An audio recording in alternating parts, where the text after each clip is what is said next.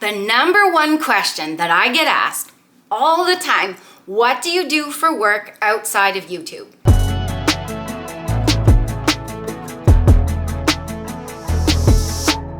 So I'm not going to get into what I do for work, but I do have a very active job. So I have to account for that in my daily activities. I need to eat more calories because I'm always on my feet.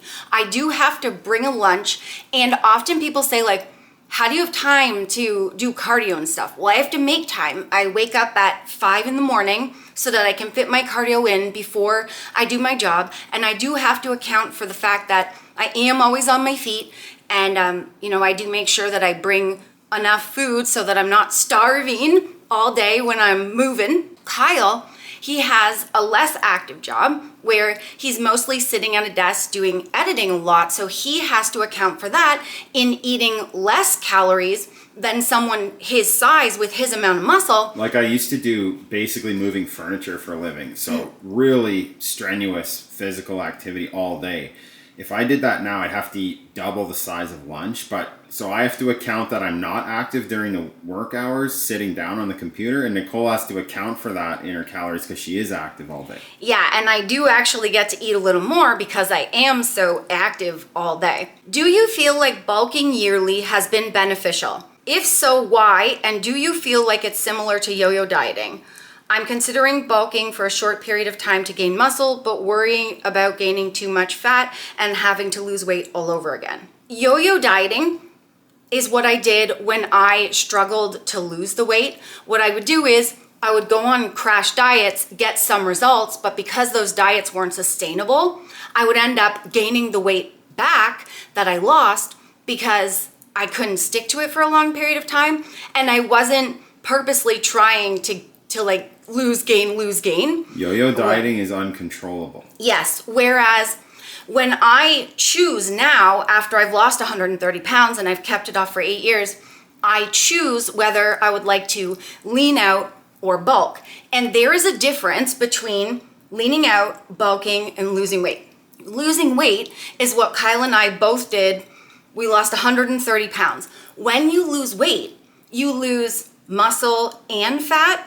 So when we finished losing weight, we had loose, flappy skin, no muscle, and we kind of just were like small, really small with flappy, loose skin. Then we decided to do a bulking, which bulking means you increase your calories so that you can increase your intensity and build muscle in the gym so that you can shape your body. And then what leaning out means is you're trying to lose body fat while keeping as much muscle as you possibly can. And that's what Kyle and I have done. We have recomped our bodies by, we lost the weight, we reshaped by building muscle to fill out and tone up the loose skin, and then now we're trying to lose the body fat so that the muscle can come through and you can see all of the results. There's a fourth one too, is just getting fat. Yes. Where you eat in a surplus, you don't do any exercise, you don't do any muscle building. So there's getting fat. Bulking is putting on muscle. You will put on some fat. Yes. But you're doing it slowly. You're slowly increasing your calories, and you're tracking your strength in the gym. You're lifting, heavier, more intense, like Nicole said, maybe more sets, me and Nicole will add. Yeah, the thing is we also get asked when are you just going to maintain and stop losing and bulking? Personally for us, maintaining, we need to have a challenge. If I were to just maintain, I think I would get bored and it wouldn't keep me on my toes, and I would end up going off track because I don't have a mini goal that I need to reach. I prefer to set mini goals, and I like to choose. Sometimes Kyle and I say, hey, let's have a diet break. Let's use the opportunity, take in some extra calories. We eat on meal plan, but we'll allow ourselves extra treats here and there when we're craving stuff. And we use it to train more intense and lift heavier in the gym so we can put on muscle.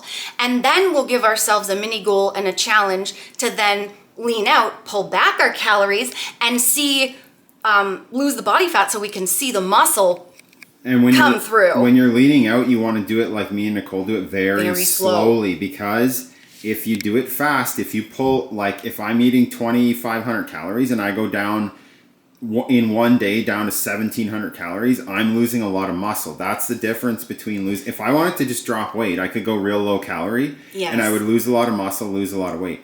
Leaning out or cutting, you're dropping body fat slowly while trying. Every day me and Nicole are leaning out, we're trying to maintain that strength in the gym. We're trying to maintain the muscle that we built during the bulking phase. So yeah, we want our muscles to stay full, meaning like this, whereas like it gets more flat and I get more loose skin if I'm losing muscle with the fat. So we try to keep as much muscle as we can. Also, if you drop your calories way too fast and too low, you're not giving yourself anywhere to go. You're gonna hit a plateau, which is normal, but you don't wanna hit one right away, because then you have to drop your calories even lower in order to get your weight moving again. Do you focus more on step count or duration when it comes to walking? So me and numbers, we don't get along. If I focus on the amount of steps that I need to take in, I will become obsessive with it, because that's my personality. I will take it all the way or the highway. So for me, I prefer to set a number. Like right now we're doing 45 minutes of cardio, which is walking or recumbent bike for me. And that's better, because all I have to do is go, okay, 45 minutes. Doesn't matter how many steps, how many calories. There's no numbers, it's just a time. Any numbers for me, I get focused right in and I have to do it. I'm like, ooh, obsessive. Okay, another frequently asked question. Do you have children in your future? No, for multiple reasons, but one, I have PCOS, so I can't have children unless I do a lot of fertility stuff, because I don't get a period without birth control. And I don't really want to go that route, and we're cool with it, because we did have a child, which is our next question. Will you ever get another dog? We had a dog son, Hank, the Boston Terrier. Some of you may have seen him in all of, most of our videos. He has passed away a few years ago, but he's seen us through our weight issues, our emotional eating issues. He was there when we lost the weight, and he's irreplaceable. So one and only, one and done, bud. Oh, best advice for maintaining weight since holidays are coming. Allow yourself to indulge. What we do is we find out the days that we're going to be doing gatherings, and we plan to have stuff on those days. So for example, Christmas Eve, we usually do some sort of gathering. We will eat normal all day, and then come dinner time, we usually 3 o'clock, that's it. You eat what you want, and Christmas Day, give her bud. Allow yourself to be a human. Eat the friggin' pumpkin pie and the turkey and the stuffing. Whatever you like to your satisfaction is what me and Nicole found. Because if we neglect those cravings, especially on special days, all heck breaks loose. Yes, we'll save a couple 100 calories on those days, but like Nicole said, all heck breaks loose for the next 2 weeks after. So what's the point of not having the pie? And we end up eating stuff that we don't want. Like, don't punish yourself. Like, don't take away stuff. Don't over-exercise. Just stick to your normal plan, but allow yourself to be human. Yeah, you build it in. So like I said, Christmas Eve, we eat 3 o'clock on, and then Christmas Day, we let ourselves eat all day what we want. And then the 26th, we're back on plan again. And that's, it might sound counterproductive, but that's how we maintain the weight or lose weight, because we're letting ourselves have a break sometimes. Yeah, it's like we get asked that all the time. Like, basically they're asking, how do I not have what I want on the holidays? Well, that's the problem. You're denying yourself. Yeah. It sounds counterproductive, but do it. Do eat what you want. Give yourself what you want. Enjoy the holidays. Life is short, and it will help. It actually helps us in the long run. Have you ever hit a weight loss plateau? Yes, plateaus are normal. Your body will adapt to what you're doing, so you kind of have to make small changes as you go along. And like Kyle said earlier in the video, we pull back very slowly, very small changes. And we just decide in the moment what's best for us. Sometimes it's pulling a little bit of calories, like 15, 20. Sometimes it's moving a little bit more, doing a little extra cardio. It just depends on what you want to do, but it's small changes. And I do have a weight loss ebook called The Next 50, which is exactly how I broke through my first plateau. Code Nicole will save you 10%, and the link is down below. We also pull back to break a plateau. Maybe we're overdoing it on exercise. So we'll pull back the cardio from like an hour to 45 minutes. Which is what we recently did. Do mall cardio. Yes, we were just realizing we were doing way too much. Like, we were going on a route walking where we thought we were doing an hour, but we were actually doing like an hour and a half. And we were like, no wonder why we're exhausted. So we had to pull that back, and it's actually really helping us Sometimes your body needs a break. Sometimes you need some more food. Listen to your body. So we'll get cravings for fresh fruit or more protein. We'll get a whole roasted chicken at Costco or something. Just keep listening to your body. I just had cravings for frozen blackberries and cherries on last week, so we picked them up on grocery day. So yeah, like, especially if it's like weird cravings where you normally wouldn't, your body's probably saying, feed me something. We are switching over to the Instagram questions now. So, hint, hint, if you do not follow us on Instagram, go right now. Well, watch the video, then go to Instagram and follow us at the Colettes. And you can get some cute sassy on there too. If you overeat one night, do you try to make it up the next day by eating less? And no. In the past, we would do that, and all it was a punishment. It happens. You know, slip-ups are normal. If you have a slip-up, it's not the end of the world. What we did was we would try to be gentle on ourselves and just continue doing what we would already be doing for the day. Don't try to work it off in exercise or undereat to make up for it or take away something you enjoy because of it. Continue on like normal. If it continues to happen, we used it sometimes as a sign like, wait, maybe something's off with our diet. Maybe we're not eating enough. Maybe we're not giving ourselves what our body needs. Maybe we've taken away something we really love and it's sort of backfiring and rebelling. We're rebelling. So like, you know, but if it's one slip up, you need to eat 3,500 calories above your maintenance calories to gain 1 pound of fat. So if you slip up, you eat a few cookies, you want to go out for dinner, it's not the end of the world. It's when you do it consistently where you're going to end up eating in a surplus. So it's not the end of the world. Don't beat yourself up. Just move it on, baby. Yeah, people freak out, us included, when we didn't know about calories. Yeah. You eat 2 Oreos and it's like 170 calories or something. Panic. And you panic because you think you're going to gain 40 pounds back. And then you know what I would do? Well, oh well, I'm already gaining weight. Yeah. Then I would eat a whole bag of Oreos and then it would just spiral out of control. So if you're craving something, it's okay. It's when you do it in a surplus repeatedly where you're going to put on weight. I get asked this one all the time too. Do you drink your coffee black or do you put something in it? So Kyle and I actually really just prefer black coffee, but we also don't like to drink our calories. We have big appetites. We're hungry all the time, so the calories that we have, we like to eat them in food. But if I want a treat, Hoodelt, HTLT Subs, did just put out this G coffee creamer. And I really love it because it's mocha latte flavor, and so it makes my coffee taste like a cappuccino. But the best thing is, it's 35 calories a scoop, and it actually does something for you more than just flavor your coffee. It has 3.5 grams of protein per scoop, and it has nootropics in it, so like helps with like clarity, focus, and memory and stuff like that. Code Nicole will save you 10%, and the link is down below. Do you have any tips or tricks for when you just aren't feeling like being active? Yes, we go to the mall and do cardio. Some days we're like, I'm not feeling going for our full cardio walk, but Kyle and I love going to the mall and looking at stores, especially movie stores because we're movie collectors. So we just walk around the mall, we look, we collect, we like horror stuff too, so we like go look at all that stuff. By the time we're done at the mall, we have done so much like walking. We're like, whoa, we probably did more than our 45 minutes of cardio and you don't even notice because you're doing shopping, man.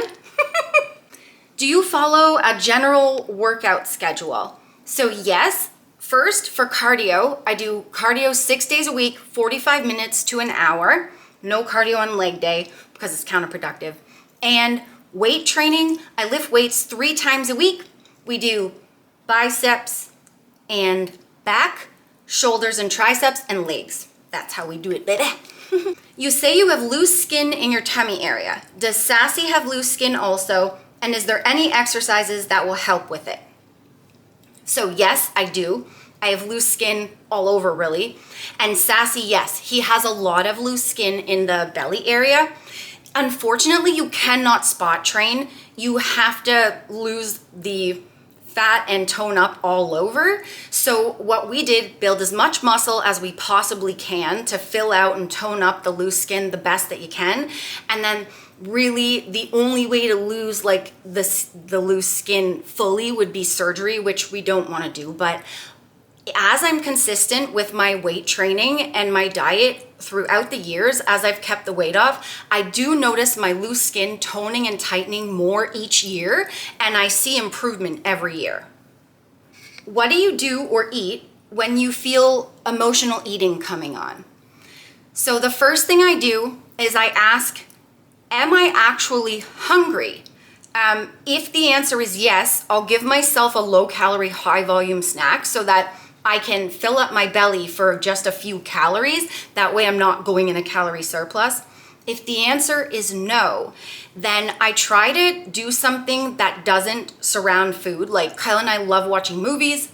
We just recently started playing video games again. We hadn't done that in a long time. Sometimes I paint my nails. I read a book. I like listening to jazz music, Kenny G. Herbal tea.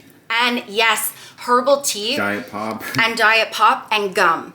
And those actually help satisfy the cravings, and the carbonation in the diet pop kind of helps fill your belly up so that you're not really focused on food as much. And those are the things that we do that have really helped, because we really did have serious emotional eating problems where late night eating was happening constantly. So those things have really helped us. So the friends, I've lost 130 pounds with portion control, kept it off for 8 years. If you want to know the exact meals and portions that I ate to lose the weight, you can buy my weight loss ebook called The First 50. Again, the link is down below, and code Nicole will save you 10%. I already showed you the cute Hoodle G creamer, but I'll show you these.